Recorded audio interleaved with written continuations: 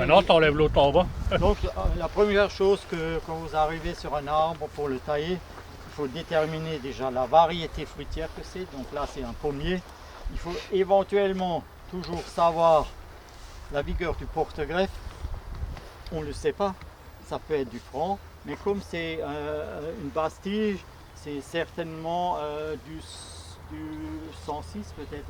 Est-ce que le propriétaire il sait ce que c'est? Non. Moi je sais que c'est un pommier. Et encore, il faut que j'attende qu'il est dessus pour voir si c'est les pommes. On voit que c'est un pommier. Donc, donc maintenant je sais que c'est un pommier, mais le porte-greffe, je ne le sais pas ce que c'est. Le porte-greffe en plus il est enterré là.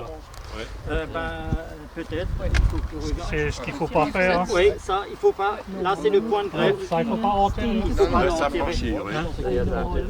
Donc oui, il faut juste le dégager un peu. Parce que si il va s'affranchir, il va faire des Il y a racines plein de rejets.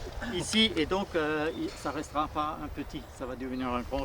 S'il fait des racines de là dans le sol, après, au lieu d'avoir le petit arbre qui était prévu... C'est une haie fruitière. Tu veux que je tienne quelque chose? On n'a pas besoin d'un Ça devient une haie fruitière. Ouais, Comme ich heb das da. donc voilà, et donc vous faites le tour de l'arbre et il faut donc voir ce que vous allez faire avec cet arbre. Donc il y a le propriétaire, il a déjà son idée comment il veut. Est-ce que vous voulez pas trop haut? Est-ce que vous voulez des gobelets? Vous voulez gobelets? Ah, gobelets. C'est bon de le savoir. Donc un gobelet, ça veut dire il n'y a pas d'axe central. C'est une haie fruitière qui a 3 ou 4 charpentières. 4 charpentières qui, à ce niveau-là, c'est un départ et qui s'ouvre. Et pas au même niveau. Et pas au même niveau, oui. Donc là, s'il veut un gobelet, on en a une ici, on en a une ici, on en a une ici et on en a une ici. Donc, celle qui nous embête, 1, 2, 3, c'est les deux là.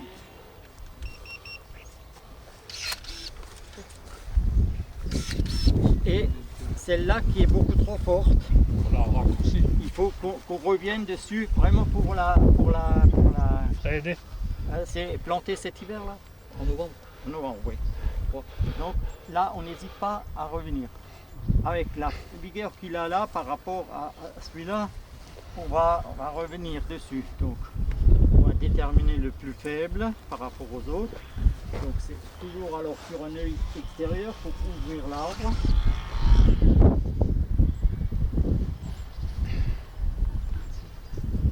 Là, le moteur. Donc vous voyez, là j'arrive ici. Donc je vais aller là-dessus. Je vais... Les autres le rattrapent. Là, il y aura de toute façon des nouveaux rejets qui vont venir et on continuera la sélection l'année prochaine. Là, c'est un peu particulier parce qu'il est trop fort par rapport à ceux-là. Donc là-dessus, il faudra intervenir parce que là, il y a 2, 3 gourmands qui se forment. Si vous ne faites rien, vous arrivez dans 2-3 ans, là vous avez un arbre touffu, et là ils sont faibles de ce côté-ci. Donc ici, là, c'est là. Et voilà, ça je l'enlève encore. Et c'est tout. Alors ce que souvent on fait aux petits arbres, c'est-à-dire on met des écarteurs. Vous voyez, là celui-là, au lieu qu'il rentre là, vers le dessus là, on peut le faire venir. Celui-là il est bon, celui-là il est un peu trop rigide, il faut attendre que l'œil aura poussé comme ça. Et par contre ici, avec un petit écarteur là, c'est trop fort, vous ne pouvez rien faire. Mais comme il est costaud ici, un écarteur d'ici à ici comme ça. Et on verra à l'année d'après. Ce qui est important, on peut se dire, oui, on a enlevé beaucoup de bois là. C'est très important d'enlever plus à la plantation parce que le système racinaire a été endommagé par l'arrachage. Et donc il faut habiller l'arbre, ça veut dire qu'il faut équilibrer la partie supérieure par rapport à la racine. Parce qu'il ne faut pas oublier, maintenant il y a beaucoup moins de petites radicelles qui vont alimenter tous les yeux à bois. Là on n'est que sur des yeux à bois. Et donc si on ne coupe pas le surplus de branches, il y a tellement des yeux à bois On passe à ce... que l'arbre, à la limite, il va crever. Parce qu'il n'arrive pas à alimenter Il n'y a tout. pas assez de racinaire. Donc ici, on est en taille de formation. La taille de formation, elle dure au moins 5 ans. Minimum 5-6 ans. Ça dépend si c'est Dus met rôti. een rechtstich ook. Mais au début, on ne veut pas de fruits, on veut que l'arbre pousse bien, qu'on puisse faire une structure correcte dans les directions voulues. Et après quelques années de formation, ben, on arrive sur la taille de fructification. C'est là qu'on commence à récolter des fruits et on taille. La taille n'est plus la même. C'est la taille de fructification. Là, c'est la taille de formation. Donc c'est très important de tailler tout de suite les arbres la première année à la plantation et tous les ans par après. Ce qu'on peut encore faire, qu'on n'a pas l'habitude de faire, mais je vous le dis, on peut le faire. Par exemple, vous avez des branches qui doivent devenir des charpentières. Donc le fait de les raccourcir, on va les rigidifier. En les raccourcissant, le terme exact c'est ouvrir les branches. Et donc, là on va sur un œil extérieur, et donc tous les yeux à bois autour, surtout vers la fin de la branche, vont émettre des branches. Et on gardera le prolongement, qu'on reviendra de nouveau couper la deuxième année, la troisième année, la quatrième année, pour que vraiment c'est des charpentières costauds, parce que dans le futur, il faudra qu'elles supportent des charges de fruits. Donc si vous avez des charpentières trop grêles, c'est pas bon. Alors, qu'est-ce qu'on peut faire pour éviter de venir l'année prochaine et que ce bourgeon-là, il y a une branche, celui-là, il y a une branche, et celui-là, il y a une branche, tout vers l'intérieur. Donc déjà, je sais que ça, je devrais couper. Ah ben, vous pouvez prendre soit le sécateur ou le l'ongle et carrément ébourgeonner les yeux qui vont vers l'intérieur. Ça, il pousse pas. Et donc là, j'aurai rien à couper. Tout va se déporter sur les côtés et sur le prolongement. C'est ce qu'on veut. Alors ici, celui-là, il va vraiment partir et donc les yeux de l'intérieur, les 2-3 yeux, je veux pas, je peux les enlever. Là, c'est bon. Voilà. Surtout mettre là un écarteur. Celui-là, on verra l'année prochaine, on va avoir celui-là. Et donc on va monter toujours en parallèle. C'est pas parce qu'un il est beaucoup plus costaud et plus haut qu'on va le laisser plus haut. Je peux vous poser une question? Oui. Donc là vous avez rabattu hein, Oui. cette année et ça va rejeter là sur l'œil extérieur. Hein. Oui. Oui. Donc disons voir qu'il va rejeter à peu près ça. Peut-être même plus. Hein. La première année Non. non.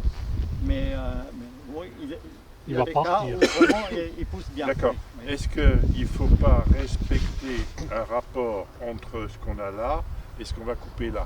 C'est-à-dire qu'il ne faut Non. pas laisser la partie qu'on va couper ici plus longue en proportion par rapport à ça. Vous voyez ce que je veux dire? Oui, oui. En fait. Parce que sinon après il va être trop costaud en bas. Non, il n'est jamais trop costaud en bas. On veut que ces branches deviennent des charpentières, des maîtresses, Ouais. qui supportent tout le reste. Et en règle générale, dans la taille de formation, on laisse entre 1/3 et 1/2. Donc si là j'ai 80, par exemple, je reviens là-dessus l'année prochaine. Je ne vais pas aller à 80 cm, couper juste la pointe. Il faut quand même couper pas mal pour que justement tout ça prenne du diamètre.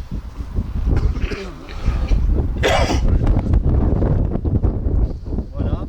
Donc il n'y a pas de tuteurs qui ont été mis. Normalement les premières années, il faudrait un tuteur les premières années. Tuteur. Et les étiquettes, normalement, on se fait un petit plan et on ne les laisse pas. Bon, parce que il arrive qu'il y a des volets. Et donc, à l'extérieur, dans les champs, quelqu'un voit avec des étiquettes, ah, c'est ce qui me manque. Il vous le pique. S'il n'y a pas d'étiquette, il ne sait pas ce que c'est déjà. Ah, là, il y a un grand pas. C'est même au moins ce qui pique, tu vois. Est-ce qu'il faut traiter les Moi, j'ai avec, bien. pour les protéger Non, ou pas? les petits couples là, pas besoin. D'accord. On commence à traiter sur les arbres déjà installés quand on a des coupes de 4 à 5 cm. Là, on part la plaie, c'est-à-dire on prend un cutter ou un couteau et on fait un petit chanfrein autour pour rafraîchir l'écorce parce qu'elle est déchirée par ici. Et donc on rafraîchit l'écorce et on met un mastic dessus. Mais uniquement à partir de ça. On ne doit pas couper un petit peu en biais pour l'eau, que l'eau ne stagne pas. Non, non, non. Et après, vous avez différentes cultures, mais il y en a qui disent de laisser 2 cm, il y en a d'autres qui c'est juste au-dessus du bourgeon. Oui. Mais il ne faut pas aller trop court Pas trop et en près, biais. Ça sèche, hein. Non, non, si vous allez en biais Ah, et trop oui. près de En l'œil, plus, oui. ça c'est pas bon, parce que là c'est un point de cassure. Mais il faut rester à plat. Si vous voulez faire en biais, il faut monter un peu, mais ça fait rien. Bon, celui-là il est terminé. Est-ce qu'il y a des questions encore? Quand la sécheresse estivale, pailler un petit peu, Euh, la première année. Ce qui est important, c'est de bien nourrir l'arbre pendant sa jeunesse. Si un arbre il est bien nourri et qui vous fait des pousses de 50 cm, là vous êtes très bien. Là, vous avez de quoi tailler et là, l'arbre, en 4-5 ans, vous avez un bel arbre. Si un arbre est mal nourri ou le terrain ne lui convient pas trop, les yeux à bois, il ne va pas pousser, il va pas faire de bois et les yeux ils vont se transformer en boutons floraux. Et il va commencer déjà à faire des fruits. Et l'arbre, il s'arrête net de pousser. Il s'arrête net de pousser. Et donc le seul moyen c'est de tailler très sévère, quasiment revenir sur ça et de donner de l'engrais ou du fumier pour qu'il vraiment il fasse du bois. Les premières années, il faut du bois pour former votre arbre, pour former le squelette et l'ossature de l'arbre. Et souvent, on rencontre des arbres qui végètent, nouvellement plantés depuis 2, 3, 4, 5 ans, et qui végètent parce qu'il y a un manque de nourriture. Donc, mettez du fumier, pas directement sur le tronc, mais vous laissez là 20 cm où vous mettez rien, mais là, vous pouvez faire du fumier comme ça en demi-rond. J'avais toujours peur. Est-ce que vous pouvez récupérer Ben, il y a quelques années, je déconseillais le fumier parce que ça pouvait attirer les campagnols terrestres. Mais finalement, j'ai changé ma doctrine parce que le fumier apporte tellement de punch aux arbres qu'il faut le faire. Même si vous perdez un arbre à cause d'un campagnol, il vaut mieux mettre du fumier. Et surtout, si vous faites le tour et que vous voyez que vous avez un campagnol, ben, il faut piéger. Parce que si vous ne l'attrapez pas, c'est certain qu'il ne trouve pas votre arbre et il vous bouffe les racines et il va mourir. Donc, attrapez les campagnols, faites le tour tout le temps. Dès que vous voyez, je ne sais pas, tout le monde connaît comment il fait le campagnol, on voit des galeries, la terre est légèrement montée comme ça. Donc, non, ça c'est le campagnol des champs. Les petits trous, c'est les souris. C'est pas eux qui vont manger les racines. Le campagnol terrestre, il est dans la terre. C'est comme des taupinières. C'est comme des taupinières. Il fait des taupinières, mais moins grosses, moins hautes que la taupe. Et le campagnol terrestre, la terre, elle est fine comme ça. Alors que la taupe, elle a des terres grossières comme ça. Donc dès que vous voyez des petits monticules de terre fine, danger, campagnol, il faut absolument sonder, poser des pièges, acheter des pièges Neudorf, c'est les meilleurs qu'il y a. On n'a rien, vous les avez. Sinon, pas les top 4. Pas les top 4. Moi j'en ai attrapé tout ça. Oui, si vous le faites autour de votre maison, oui. Si vous le mettez dans le champ, les gens ils voient votre piège et vous arrivez, il est parti. Alors que les autres, ils sont en terre, personne ne le voit. Et moi, je prends une petite du fer à béton, petit diamètre, 6, que je mets dans le sol. Vous ne le voyez pas à l'œil nu, mais vous savez qu'à peu près dans ces parages, il doit être un piège. Et vous regardez et vous trouvez tout de suite exactement où vous avez mis vos pieds. question qui n'a rien à voir avec la taille là. Ce que vous avez coupé là, est-ce que vous pouvez le récupérer comme greffon? Ceux-là encore oui, Oui. parce que c'est vraiment encore en dormance. Donc c'est de l'année quoi, c'est des pousses de l'année. Oui. C'est bon alors. Bien Ouais. planté, hein. Là, je suis prêt à les prendre. Non, les restes. Ah, les races. Et vous greffez là à partir de quand là, maintenant? Ben, les greffes, Ouais, mais pas ça dépend le C'est genre bon. de greffe qu'on fait.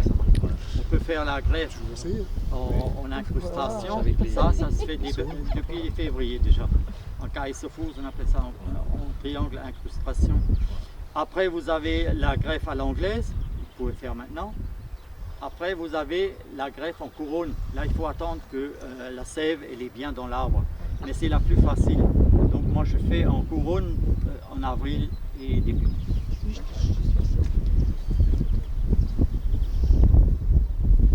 Il faut prévoir un trou de combien pour un arbre comme ça?